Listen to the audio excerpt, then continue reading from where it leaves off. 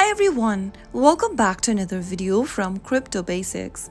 In today's episode, I'm going to be showing you how to enable passcode on Unstoppable Wallet. So let's dive into the video without wasting much of our time. First of all, open your Unstoppable Wallet application on your device. Once you're inside your wallet, tap on the settings icon located at the bottom right hand corner. Now, tap on the security option located on the settings tab. Tap on enable passcode on the next page and then create a passcode for your account so that you will be able to lock your wallet.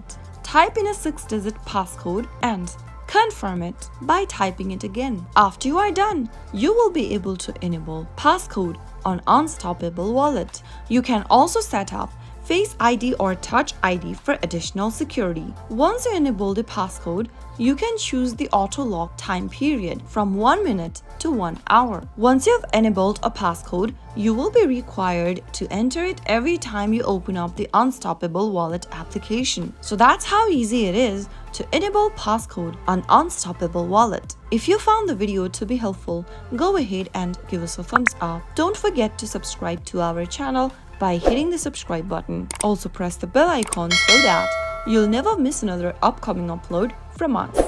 I'll see you again in the next video. Goodbye till then.